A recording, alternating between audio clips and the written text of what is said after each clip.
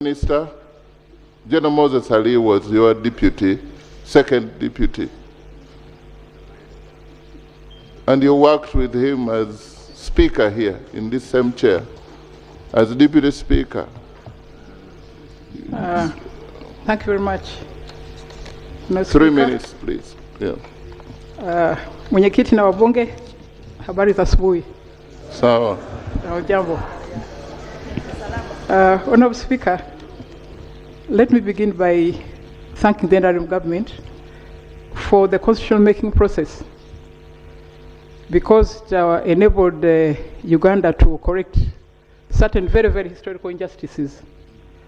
And one of them was the tribes that had been swallowed up by the bigger ones were able to get listed in the constitution and be recognized.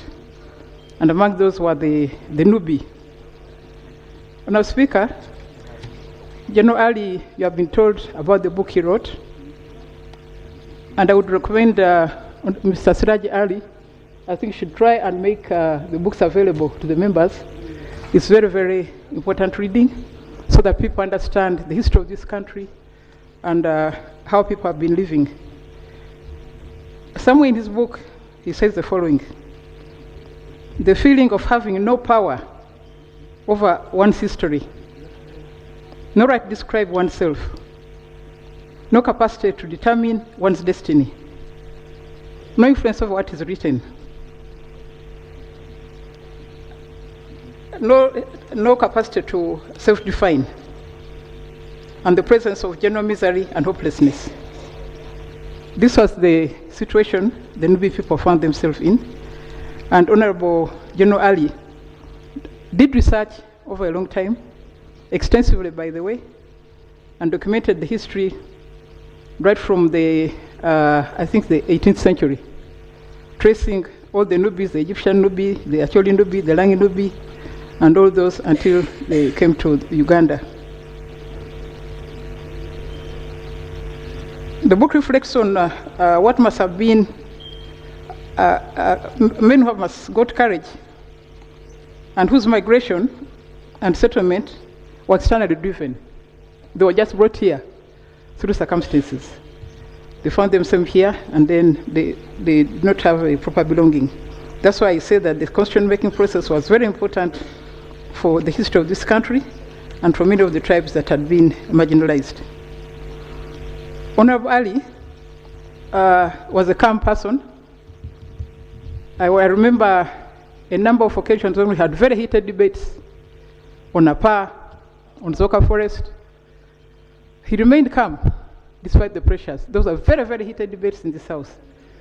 Actually, sometimes I thought this man, after that, he will follow us.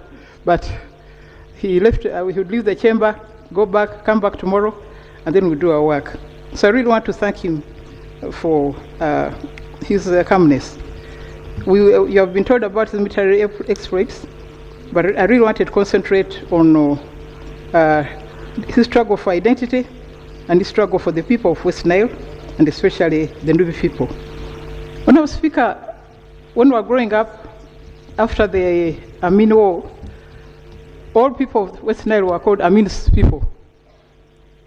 So it meant that they were marginalized politically, socially, economically, and so on. I remember a lot of them lost their property. It has never been returned. I have a family that is still checking on me. They still come to me to find out, is it possible to unfreeze our accounts? Is it possible to get back our buses? And I write to the Minister of Finance, nobody answers.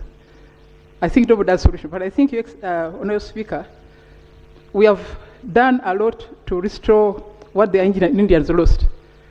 These people also lost. You have been told that I was shown my children, some of them are my children, who were born in Zaire, born in Sudan. All of this belonged somewhere. Their parents lost property. They came back to nothing. They've never recovered. So I think it is time we did something for this community.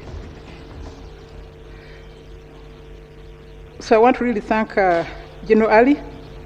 By the way, he taught us, whatever time I reached cabinet, he was always there. He was was always there, you know, never late. And as the VP has said, he would leave at a certain time, but leave with decorum. So I think he really teaches us discipline and punctuality. I really want to thank you for his contribution to Uganda, and I really pray that the wrongs against the people of West Nile should be corrected. Thank you very much, Mr. Speaker. Thank you.